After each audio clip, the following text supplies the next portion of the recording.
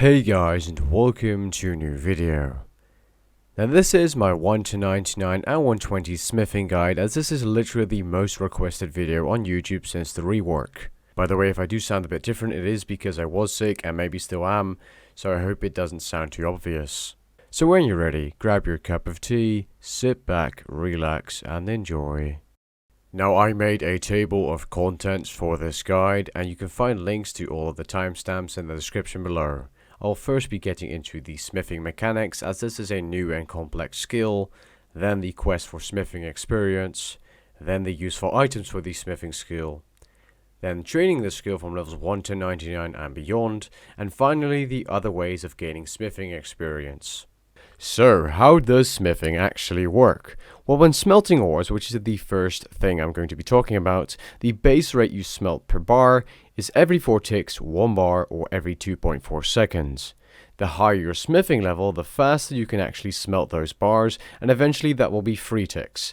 And with the superheat form Serum Prayer, it can be reduced by 1 more tick, being 2 ticks per bar. Now a little quick overview of things you can actually see in game. If you click on the smithing skill and select everything, upon reaching certain smithing levels in game, players or you will be unlocking a 10% chance of smelting double bars depending on which tier of ore and your smithing level, a 10% chance of smithing a certain tier of metal faster, heating metal faster, being 33, and eventually at a certain level 66% faster, and it will increase the heat cap, and at an even higher level you start smithing an item at the maximum heat. Now don't panic, I'll be explaining all the things you don't understand just yet in a minute. So, the next part on how smithing works. When smithing or forging an item, you have a progression bar. Your base progression is 10 progress per swing of your hammer. You can see how far you've progressed smithing an item by the blue bar that's hovering above your head when you're smithing. Now, like said before, at a certain level you will smithing a certain tier of ore faster. This is the case as your base progression for that type of metal is then increased from 10 to 11, meaning you will do 11 progression or progress per swing. Now with a luminite injector, this can be increased to 12. Now on how to obtain these, I'll be getting into that when we get into the useful items, so I just wanted to mention it for now. Now did you guys notice the yellow bar below the blue bar in the previous clip I showed? Well, that's the heat mechanic or heat bar. This heat bar is unlocked at level 10 smithing. Now when smithing an unfinished item, you decrease or lose heat. You lose 10 heat per strike of your hammer on the anvil. You can refill your heat completely by clicking on a forge, and those forges can be found at literally every anvil in the game, usually very close to one. Now maintaining heat actually gives you a progress multiplier, meaning you can make more progress per strike of your hammer to the anvil. Meaning that if you maintain high heat, clicking on the forge more often means more progression is made, means more experience per minute or per hour. Now refilling your heat completely from 0% all the way up to 100% takes 6 ticks. This is actually decreased with each type of bar to 4, then to 2 ticks, and this is actually dependent on your smithing level if you are wondering. Now heat, or the amount of heat that you have, is actually dependent on your fire making and smithing level. Your minimum heat, or the minimum heat in game, is 306 and the maximum heat is 894 at level 99 smithing and fire making without boosts. Now the formula to calculate your player's or your character's maximum heat is 300 plus 3 times your smithing level plus 3 times your fire making level. Again, like I said, the minimum heat is 306, so 3 times 1 for the smithing level at level 1 and 3 times 1 for the fire making level together is 6 plus 300 is 306. There you go.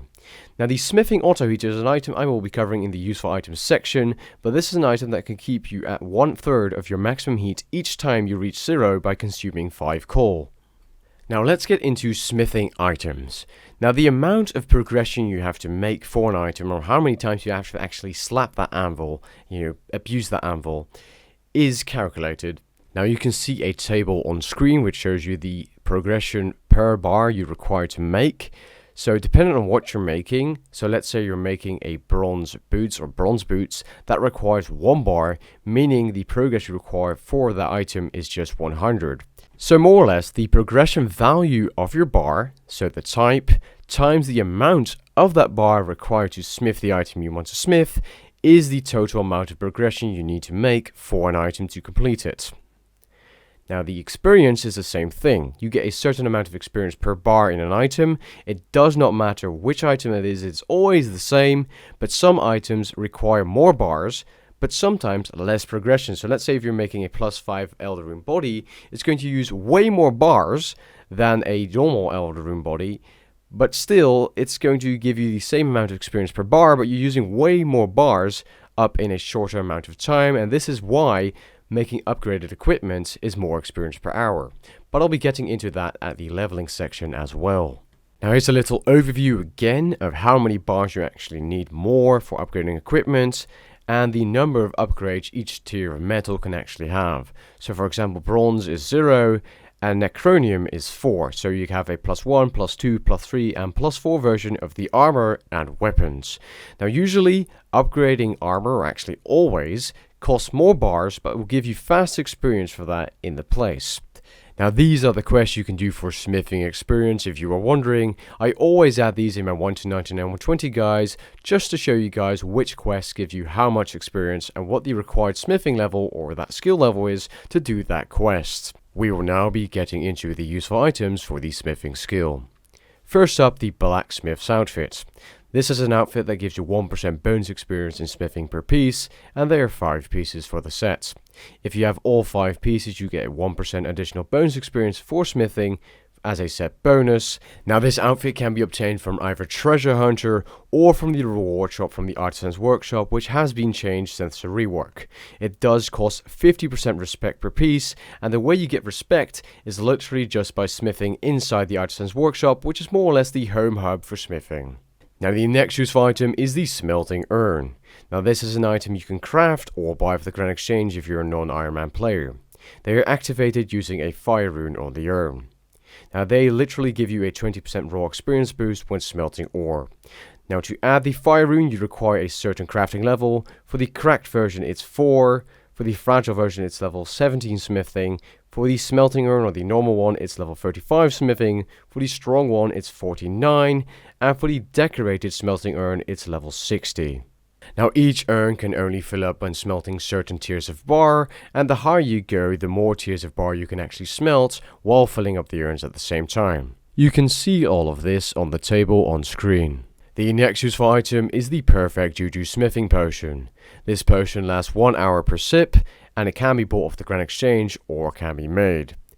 Now that 1 hour sip gives you a 5% increased chance for double progress when smithing, which is kind of nice. The next useful item is only relevant if you're going for 120 smithing and watching this guide, as the smithing skill cape is a useful item that does require level 99 smithing, obviously. Now this item provides an effect.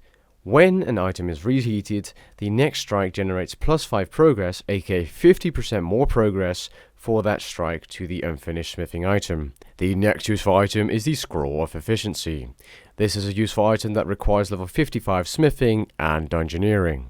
This scroll costs 20,000 dungeoneering tokens to unlock, and the effect that it has is that it has a 2% chance of immediately refunding a bar for every bar you use to make a smithing item, which means you can get multiple bars refunded. The next useful item is the Smithing Auto Heater, which only requires 4,000 dungeoneering tokens and no other levels. Now what this item does is upon reaching 0% heat, when smithing it will bring back the heat to 33% automatically, which does consume coal, but you know, it's AFK and can make AFK smithing even better experience per hour if you're leaving your screen for multiple minutes at a time, as it will keep you at 33% all the time, which is better than 0%. Much better in fact. The next useful item is the Smelting Gauntlets. Now these are obtained from the Family Crest quest. These gloves allow you to smelt 60 bars per smelting instance instead of 28, and all of these bars get sent to your metal bank automatically, which is crazy good. Now you can also change these gloves to the other types of right clicking it and choosing switch or the option switch. These gauntlets can actually be reclaimed if you lost them for some reason from the Minthais NPC in Southeast Farok. If you have the blacksmith gauntlets, that 1% experience boost from that item will be retained when wearing the smelting gauntlets if you are wondering. That's only if you own the item, of course. Now, before we get into the augmentable items for smithing, we will first be getting into the useful invention perks. Now, these perks can be added to the crystal hammer. It says hammer there, oh my. Anyways, or the hammertron. Now, the wise perk can actually be added to any offhand weapon for ease of use if you don't want to add it to your crystal hammer or hammertron, because let's say the hammertron, for example, only has 2 tool gizmo slots. The first perk is rapid, which makes your progress 5 to 15% faster depending on rank. It has 3 ranks, by the way, but your heat is lost twice as fast, meaning it will be less AFK. The next perk is Tinker, which has a 2 to 6% chance of making double progress when smithing, which has 3 ranks again, so 2, 4, 6%. The next perk is Breakdown, which has a 0.8 to 4% chance per bar used in creation of an item to give the same components that would have been gained for disassembling the item, with the item remaining intact. This perk has 5 ranks. And of course, the Wise perk, which has 3 ranks. When equipped, it gives you 1% bonus experience, up to 50,000 experience per day, which is the cap, so 1, 2 or 3% bonus experience depending on which rank of this perk you have. Always a good one to have. So the next useful item is the Hammertron, which is an augmentable item. This does require level 22 invention, however. Now, like I said before, this item has 2 tool gizmo slots, and it can be used to gain invention experience. Now, it gains 7.8% of your base smithing experience in item experience when equipped. Now, to create this item, you require a hammer, 80 flexible parts, 60 base parts, 6 powerful components, and 4 subtle components. Researching this item in the Invention Guild is required to be able to make the Crystal Hammer, which I'll be covering next. The next useful item is the Crystal Hammer. This hammer requires level 80 smithing to create. It does cost a crystal tool seed and 150 harmonic dust, or coins depending on what you pick, to create. Now, this item gives you 1% chance for double progress when smithing with this item equipped. Now, without it being augmented, the hammer lasts for 3000 strikes, which is about an hour of smithing before reverting back to a crystal tool seed, and you'll have to make one again. You can actually recharge this tool seed at Ifalain, Eluned, Isfalin, and Rodari Dale. Sorry for the pronunciations, I really do suck at those. Anyways, like I said, you can augment this item and then it will use divine charges instead. The next useful item is the Luminite Injector.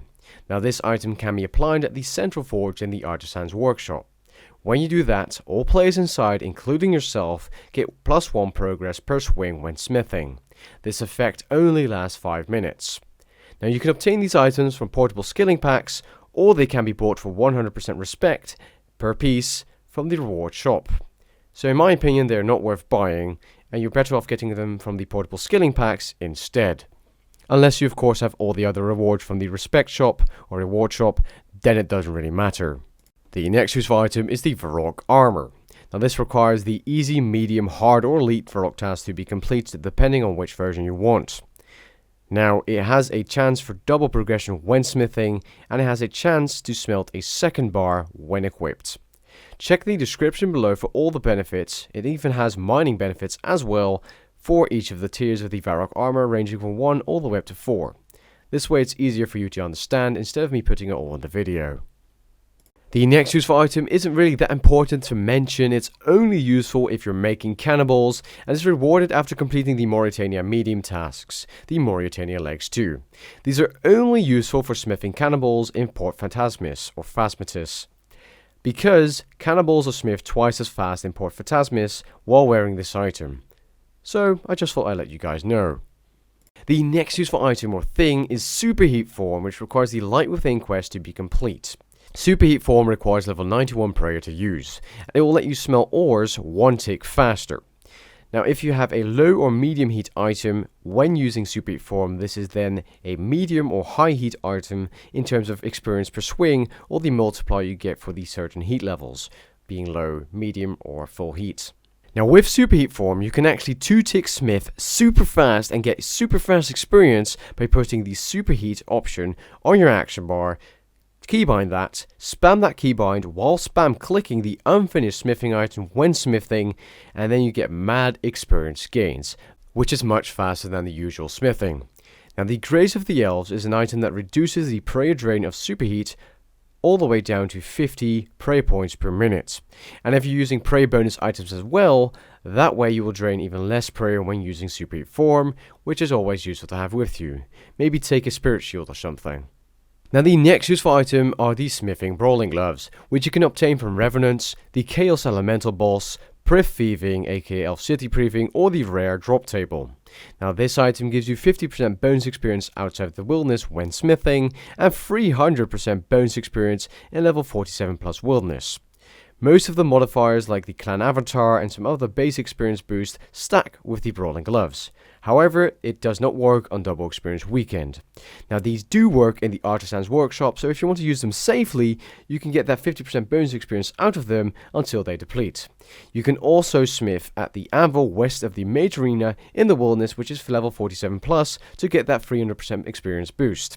This is very risky, however, so it's up to you. And the last useful item, or really useful item, is the Governance Amulet, which is actually more or less directed or connected to the What's Mine is Yours quest. And after that quest, once you've completed it, you can do these little tasks or mini quests, as I like to call them.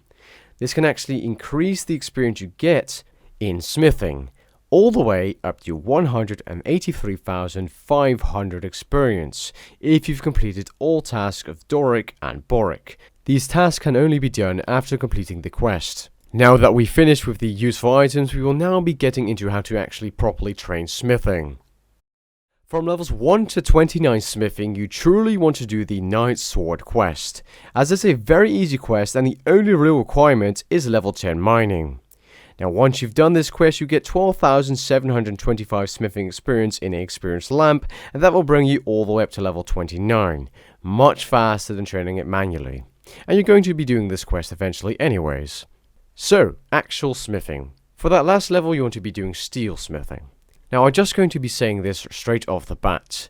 For the smithing guide, or this smithing guide, I'm going to be covering the different tiers of ore, and every time the plate bodies are actually the best to make for the overall experience. Now because the mining smithing rework only dropped 2 weeks ago, the prices have not really stabilized yet, and double experience weekend is coming up at the end of February, which is, you know, the prices aren't going to stabilize completely very soon, and that's why I did not add any GP per XP in this guide. What you can do if you're watching this guide in the future is times the bar you require for the certain level you need, then times that to the price of the bar, and then see what you can make for the best money in return if you're going to be selling items and not making burial equipment and stuff like that. Anyways, let's get into the methods. So, you need 18 steel bars for level 30 smithing from level 29 on. Steel plate bodies are the best to make for overall experience, like I said. You just want to make the +0 or standard version, then make the +1 version and repeat until you're level 30 smithing. From levels 30 to 40 you're going to be doing mithril smithing. You require 199 mithril bars for level 40 smithing. Plate bodies are the best to make for overall experience to level 40. Please make the +0 versions, then +1, then +2 and repeat until you're level 40. It is not worth buying +1 versions and making +2 versions just yet, so don't get into that at all. From levels 40 to 50 you're going to be smithing adamant. You require 377 adamant bars for level 50 smithing. For the adamant plate bodies, or whatever you're making, make +0, +1, +2 and then repeat. Again, do not worry about buying plussed or upgraded gear just yet. From levels 50 to 60 you're going to be smithing rune items. The bars you require are 719 rune bars for level 60 smithing. Now, there are two ways of training at level 50 to 60, which are actually good. So either you make the +0, then +1, +2 and +3 versions and repeat, which is slower but cheaper experience or GP per XP, and I'm sure it will stay the same in the future. Alternatively, you can also buy the +2 rune plate bodies or whatever you're making and then make +3s, which is faster but does cost you more, and I'm sure it will stay the same in the future. I cannot actually give you the value as the prices have not stabilized as of making this video. Now, buying the +2 version and making the +3 versions of the Elder Rune armor or weapons is actually 2 times as fast as making the +0, then going to 1, 2 and 3 yourself. Levels 60 to 70 you're going to be smithing orichalcum. The bars you require for level 70 smithing are 1326 orichalcum bars. Again, plate bodies are the best to make for overall experience, but maybe not the best GP perks be in the future or from any point from now on. You can make the +0, +1, +2, +3 again and repeat, which is slower and cheaper, or again alternatively you can buy the +2 version, then make the +3 version, which is faster but costs more but is 2.5 times as fast. From level 70 to 80 you're going to be smithing necronium items. The bars you require for level 80 smithing are 2,497 necronium bars. Now you can make the +0, 1, 2, 3 and 4. Yes, there are actually 4 tiers of 4 upgrades of the necronium armor. Or alternatively, in the future, or maybe even right now, it might be more expensive, but you can buy the +3 versions and then make the +4 versions, which is much faster experience. And if you want to spend the extra money, then smithing faster might be worth it. Now, of course, you can also even make burial equipment with the necronium or orichalcum, but I just personally don't recommend you do that at the low levels, and instead you sell the items. You do get more experience for, no extra bar cost for burial smithing, but personally I wouldn't do that until you get to Elder Rune, so 90 plus smithing, and I'll be getting into that at that point in this guide. Explaining burial smithing and why it's better and stuff like that. From levels 80 to 89 or 90 you're going to be smithing Bay Knight. The bars you require for level 89 are 4,080. Why to 89? Well, at that point you could do Corrupted Ore all the way up to 99, or just gain experience from Corrupted Ore if you wish to. Now the bars you require for level 90, if you're not going to go for level 89, is 4,800 Bay Knight bars. Now, Bay Knight can be upgraded to 4, so again you can make +0, 1, 2, 3, 4, which is slower but probably cheaper. Or you can get those juicy +3 plate bodies or whatever you're making, turn them into +4s for much faster experience, but that's going to cost you your bank, kappa. Now from levels 89 on to 99 and beyond, you can smelt your corrupted ore, which you can obtain from Severn Stones, Harmonized Rocks and Crystal Chests. Now the good thing about corrupted ore is that it's pretty much free. It isn't, crazy fast. It's 240k experience per hour base, and 290k experience per hour at the Tra Arrow or Force of Severn, which gives you a base experience of 192 instead of the base experience of 160. But you get them free, like I said, and it's just very AFK. You can AFK for like 2, almost 3 minutes at a time, so it's very nice. I mean, since the rework, smithing is more or less AFK anyways, but this is still worth using. If you have your corrupted ore, they even became better. I believe they were base experience of 150 before the rework, which is 10 experience worse per piece. But I think they did that because they removed the portable forges, and that way you're just getting 160 experience, which is, close to 10% bonus experience, what the portable forges gave you with corrupted ore pre-rework. Anyways, you need 51,201 for levels 89 to get level 99 smithing. Boom, the big 90. From levels 90 to 99, you're going to be doing Elder Rune smithing. The bars you require, or the amount you require for level 99 smithing from 90 on, is 7,688 Elder Rune bars. The experience you gain per bar is 1,000. I just thought I'd put that here, and it doesn't matter what you're making, but you're going to be getting the same amount of experience per bar, but of course the higher upgrades of gear, you're getting more experience per hour. Now again, the plate bodies are definitely the best to do for experience, and there's 3 methods of doing Elder Rune smithing. Method 1 is making the +0 versions into +5 versions and then selling them or repeating it. This is slower but cheaper to do. Method 2 is buying +3 or 4 Elder Rune plate bodies or whatever you're making and making them into +4 or 5, then selling them. This is 2.5 or 3.1 times as fast as method 1. And method 3 is burial smithing, which is even faster, and I'll be getting into that as a separate section. Now the experience rates for the Elder Rune of course vary very much, and there's lots of variables. Your fire making level if you're AFKing using superheat form, 2 ticking, high heat, AFK heat with the auto heater, and superheat form, or just purely AFK heating. Now if you're fully AFKing, it's probably just going to be around 200,000 experience per hour in smithing. Now if you're using full heat and paying attention, it could be around 400 to 500,000 experience per hour, and if you're 2 ticking, it's going to be even faster. So it all depends on what you have and what you're doing. So yeah, the experience rates will vary very much, just like with the mining skill post rework. Now, next up, Elder Rune burial smithing. From levels 90 plus all the way to 99 and beyond if you want to spend a lot of money, like literally a lot of money. Now, burial smithing is 2 times as fast because the progress you need to make to finish your burial item is 50% of the original normal item, meaning you're smithing 2 times as fast, but you're getting the same experience. So more or less, that's a 200% or 100% increase, aka 2 times the experience per hour. Now, it does require the highest upgraded item of that tier, so for Elrune that would be a +5 item if you're making the individual parts into burial parts to start smithing those. So you'd have to buy the +5 parts, or just make them yourself and turn them into burial smith items, which will then disappear or be destroyed by the dwarves. Now, this can only be done at the burial forges if you're wondering. The great thing about burial smithing is there's no extra bar cost. Now, the item itself, the +5 item, is expensive and it will be destroyed, but you get that experience for that instead. But you don't require extra rune bars to turn it into burial equipment, you just require the +5 version of the Elrune item to turn it into burial equipment. Now, the experience rates can easily exceed 1 million per hour if you're 2-ticking with the Super 8 form. Now, if you have a +5 piece of each of the Elrune armor pieces, so the armor, the shield, the boots, gloves, you can make a burial set. Now, these are the best experience in the game for smithing per hour, as you can get even faster experience than normal burial smithing by making these sets with the Solemn Smith upgrades from the Respect Reward shop in the Artisan's Workshop. If you have the Solemn Smith 5, which is the 5th version of that upgrade, you get 5% extra burial set experience per bar that you use to smith. Now, for the other ways of training, the first and best is Wilderness Warbands, which is a dangerous daily D&D.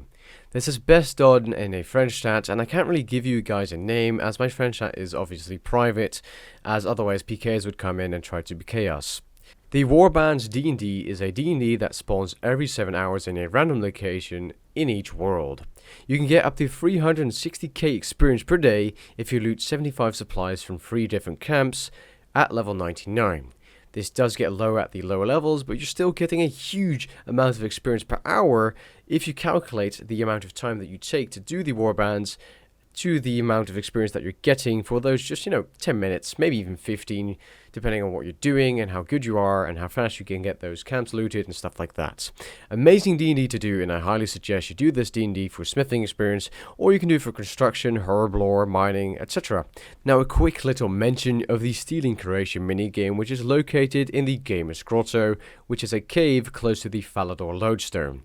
Now, if you gain reward points in this minigame, you can buy these tools, which will, with reward points, that convert into bonus experience for smithing or other skills like mining, but this is a mini game that's more or less dead, so the only way you're going to be getting that bonus experience or those reward points is by doing it with a friend's chat or with your clanmates if your clan does a event at Stealing Creation.